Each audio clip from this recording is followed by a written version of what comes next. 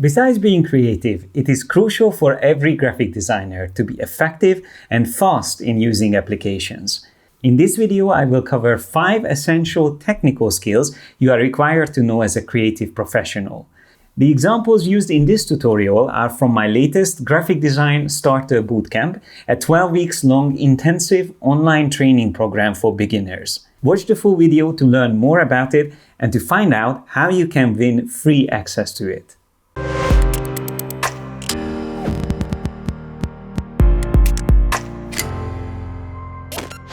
For being very effective in your graphic design projects, I highly recommend to really learn how to work with paragraph and character styles, especially in InDesign, but these features you can also utilize both in Photoshop and Illustrator, and you can even save these styles into CC libraries, which will allow you to use them across multiple Adobe applications. But let's just focus on this example here. So as you can see, I have this text set up. So we have cover lines and the supporting cover lines on this magazine cover. And I'm using a nice contrasting font pair here, but everything is set up in my paragraph styles panel. So I actually used 6 different styles here, but I heavily rely on 2 specific features here, the based on and next styles options. So let me show you how this works.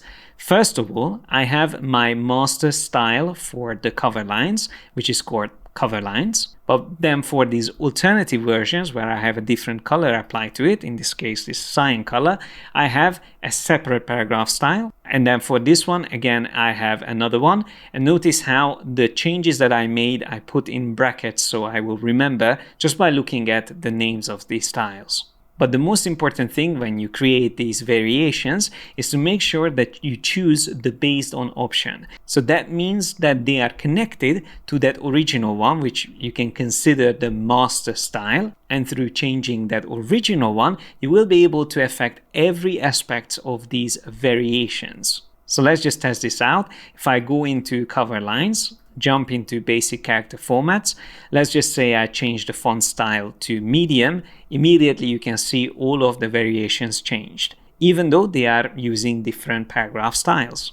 And that is because they are all based on this master style. And the only attribute that won't synchronize is, of course, the color, because that's something that I changed in the other variations. So if I change the color here to maybe white, it will only update in those 2 instances, but the original cover line style was in use. Now what's even cooler is the next styles feature, with which you can create an automation or a chain where you will apply the first style, but then InDesign will automatically switch to different styles for each paragraph. And the way you set this up is simply going back into the general tab, and there you choose what's the next style. So for my first cover line, which is this big yellow one here, I would like to switch to the next style, which is the one called supporting cover lines. That's the one I'm using for this text here, the typography and composition.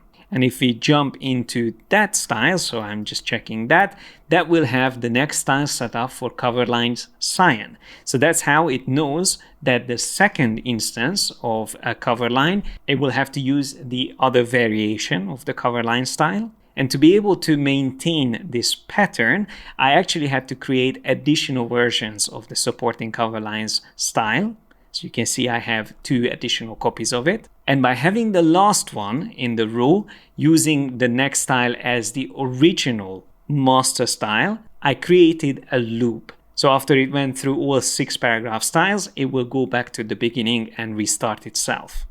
But simply setting up the next styles on their own is not enough. You also need to create an object style, which I created here called cover lines, where all you will have to do is to make sure that you choose the paragraph style to be the one that you want to start with, and make sure that you use the apply next style option. So that needs to be enabled.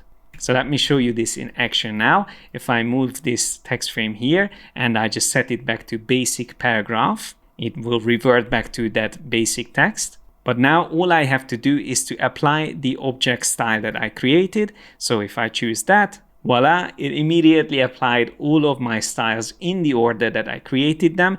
And just to show you, if I continue typing in here, when I press enter and type in Photoshop and then press enter again, you can see how immediately it is changing between the styles. And once again, you can see it went to the different formatting and so on and so forth. And this is really just scratching the surface of what's possible when you're effectively using character and paragraph styles in your designs. When it comes to creating web banners, I like to work with Artboards in Photoshop.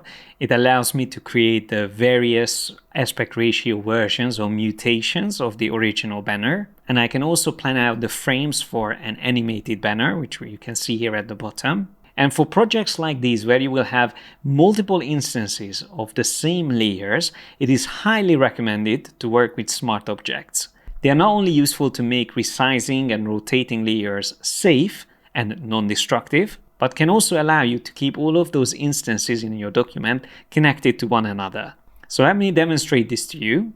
Let's say I was asked to change the shoelace color on the red shoe, the Converse trainers, to yellow. So to do this, I'm just going to use the Move tool and hold down Command or Control key to click on that layer. That will highlight it straight away in my layers panel. And this feature works if you don't have the auto select option on. That's something that I don't recommend having enabled by default. Instead, use the Command or Control key as a shortcut to access it. And notice that this Converse layer is already set up as a smart object. There's that little icon there. And all the other instances are connected to the same smart object source. So if I want to make any changes, it's best to do it inside the smart object. And I can do that by double clicking on the thumbnail. That opens up the source. And here I already prepared my selection and saved it as a path. So I can just come here to the path panel and hold down Command or Control key, click on the thumbnail to load it as a selection. And then jumping back into the layers, I can add the adjustment layer called Hue Saturation, with which I can very quickly color this, and as we were asked, set it to yellow. Now that we added the adjustment non-destructively, meaning that we can always turn it on and off, go back, make adjustments to the color that we chose, all we have to do is to just save these changes. So go to File, Save, and immediately as soon as we come back to our banners, we can see it's updated on all of them, besides the ones that were not connected to the same smart object. So I can see this instance here on the bottom and the one on the right. They are not connected to the same smart object. So what can you do in these cases to fix the connection and make sure everything gets updated? Well, the best thing to do is to create a cloud smart object, meaning to save your smart object as a CC library asset. And the way you do that is by again selecting that layer and drag it into the libraries panel. Once I've done that, the little thumbnail icon changes to a cloud. And by doing this, all of the other instances also updated to this CC library asset now. I can see the cloud showing up on all of them. And now if I select this layer on the bottom left, which is still an offline smart object, not connected to the others, I can just right click on it and choose Relink to Library Graphic, then select that asset that we created and choose Relink here on the bottom right. And straight away it updated it. We can do the same thing for this one here. Right click, Relink to Library Graphic, select the graphic and choose Relink. And there's the yellow shoelace. So now all of them are connected. So if I now double click on the CC library asset, which I like to call the Cloud Smart Objects source, we can make our changes to the color, and let's just change it to blue. Once I save these changes, jumping back to the original document, we can see it updated on all of the instances now. And this is really just one of the many ways that working with smart objects can speed up your work and help you to design more effectively. For most graphic design projects, you would want to work with InDesign, Illustrator and Photoshop all at the same time, creating an integrated workflow, making the most of what features each tool has to offer. So as an example, in this editorial design, I have Photoshop documents and also Illustrator documents placed into an InDesign composition. And there's many reasons to use the original layered files instead of PNGs or JPEGs. But just to give you a few, in case you have a Photoshop document with layers, within InDesign, you will be able to access those layers directly by using the object layer options. So in this case, I can easily turn off the cast shadows that I added on the letter V. So if I turn that off, you will see it's been removed already.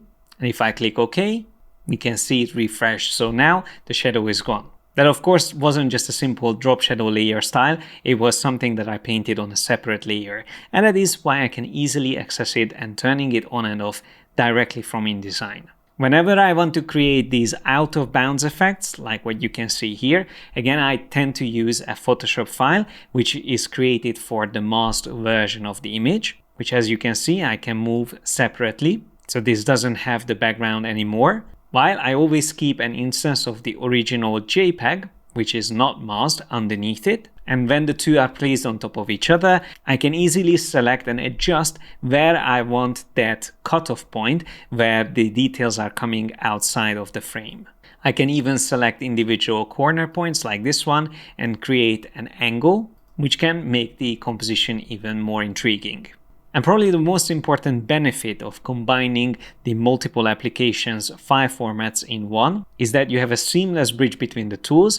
And from InDesign, this is a simple Alt or Option double click on an item. In this case, I'm going to double click on this icon, which is an Illustrator file. Opens us straight away here. And for instance, if I wanted to add a color by using the Live Paint bucket, I can just apply the color on the helmet. Save these changes by pressing Command or Control S, and as soon as we switch back to InDesign, the changes will automatically show up. So if you want to work as a professional graphic designer, beyond learning and understanding how each of these applications work, it's also almost as important to learn how to use them together in a seamless integrated workflow. I am excited to launch my 12-week-long Graphic Design Starter Bootcamp, a unique, self-paced online training program for beginners. Instead of overwhelming you with hundreds of hours of video lessons, you will only need to dedicate a few hours each week to study. Most courses concentrate on a single application or tool, while in this bootcamp, you will learn to work with Adobe Photoshop, Illustrator, InDesign and XD simultaneously. Completing the creative projects each week will significantly improve your understanding of everything you learn. You are also encouraged to share your final designs with fellow students in our private starter community and even showcase them in your creative portfolio. Click on the link above to find out more about the bootcamp and how to get started. To win free access, all you need to do is to reply to the following question in the comment section below.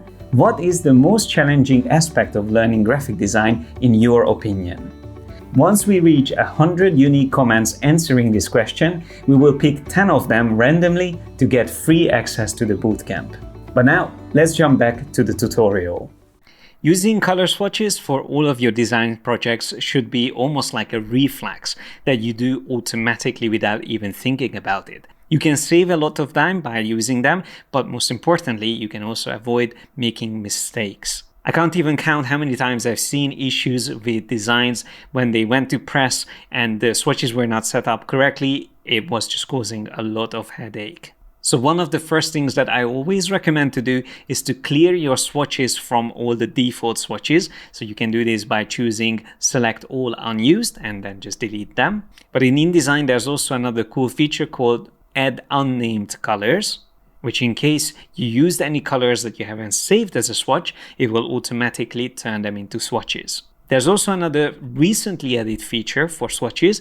When you right click on one, you can choose find this color in InDesign, which will bring you to the find change dialog box, but there you will be able to choose find next, and it will highlight the element using that swatch in your document. By using this feature, you can very quickly update all instances to a different color swatch or just using a different tint. But most importantly, in InDesign, if you change a color swatch, so for instance, if we just go to this page and I'm going to right click and edit our orange color here, as soon as I start changing the color, you will see all of the instances updating straight away in the composition. Now that's useful even for a trifold brochure like this, but imagine if you have a book with hundreds of pages. You wouldn't have to go through the whole document finding all the instances and make sure you update them and keep things consistent. You can just rely on updating the original swatch. It's important to mention that if you want to do the same thing in Illustrator, you have to make sure you are using the global styles feature. Because unlike InDesign, by default, the objects are not connected directly to swatches unless you are using the global styles feature.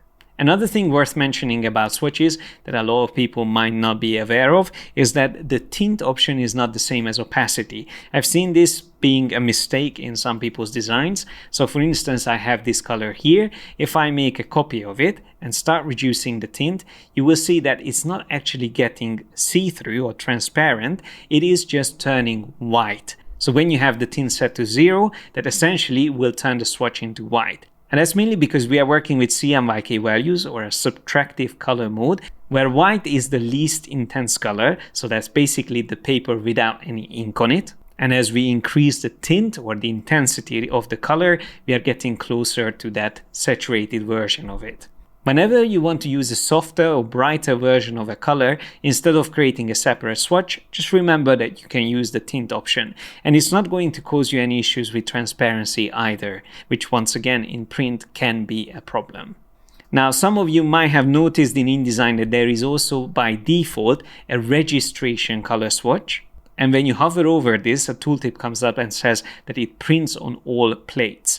That means that when it goes to print, for each color there will be a separate plate used, and this color will show up on all of them. So why is this useful? Well, for things like registration marks, this is the one that you want to use.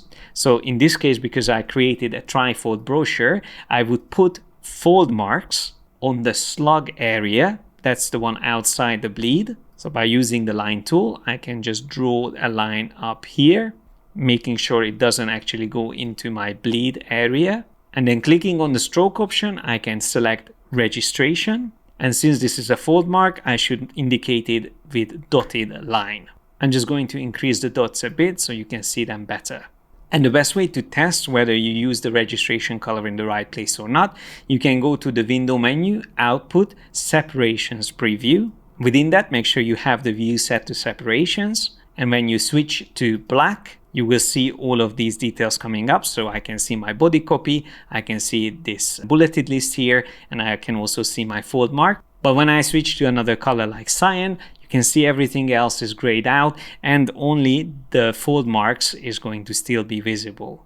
And since you are working with swatches all the time, it's also highly recommended to learn the most commonly used keyboard shortcuts. So the first one is pressing X, with which you can switch between the fill color and the stroke color being highlighted. And if you have an object like this big triangle selected that uses a stroke color, to quickly turn that into a fill color, just press Shift X. And with Shift X again, you can revert it back. So that swaps the fill and the stroke attributes. If you quickly want to remove a color, just press question mark or / on the keyboard. D is for setting the default colors back on an object, which is a simple black stroke in InDesign. And then probably my most favorite one is whenever you work with a text frame, you will have two sets of swatches. You have a fill and stroke for the frame itself and the fill and stroke for the text inside the frame. And there's these two little icons with which you can switch between them. So the first one is the one affecting the container, which is the frame, and the second one, which is affecting the text inside the frame. But there is a shortcut to switch between these two, and that's J on the keyboard. So I can very quickly jump to selecting the frame, pressing D will add that black frame outside. Then I can choose a different color, and pressing Shift X, I can swap that to become the fill color of the container. Then by pressing J, I can have the text selected, and I can again use a different swatch without ever having to go and highlight things in the composition. Masking is definitely an essential technical skill for every designer. It is simply just something you can't ignore if you want to work effectively. And the more you learn about masking, the more creative opportunities will open up to you that you can apply to your projects. So instead of showing you a very commonly used example of Photoshop background removal, for instance, I decided to show you a creative use of masking in Adobe XD. For this app design project, I created a unique toggle where we switch between two options. We see a cool little animation. So let me just show you this quickly. you can see we can switch between the different options here, and both the icons change and also those shapes in the background. But the masking is applied to this bit here. So when I press firm and flexible, you see how that little shape morphs from a cylinder into a sphere by going through that ring. Now, Adobe XD is not a 3D application, so of course, I achieved this simply by using masks in a creative way. So if we go closer to this element, I'll show you how it's built. So it is set up as a component and it has two states. It has the state where we see the cylinder and the other state where we see the sphere. And what I've done here is to have two separate masks. For the sphere within the component, I defined this area just outside and below the ring as the visible area. And the ring itself and also the inside part is masked out. So if the circle moves in that area, it will disappear. And similarly, for the cylinder that we have in the other state, I defined another mask which allows the cylinder to show in this section here all the way until it reaches the circle, but anything under that is going to be hidden away. So the two masks for these two shapes within this component are the complete opposites of one another. While we see the cylinder above the ring and not below, we can see the sphere when it goes underneath the ring but not above. And this little creative use of masking combined with the auto animate feature in XD can create this cool little toggle effect. Thanks a lot for watching. Like and share this video if you enjoyed it. Don't forget to subscribe and hit the bell icon to get notified whenever we release new videos. Click on the link on my right and start your membership today to get access to over 200 hours of training courses and personal mentoring by me and my team of creative professionals. Have fun learning, guys, and I will see you in the next one.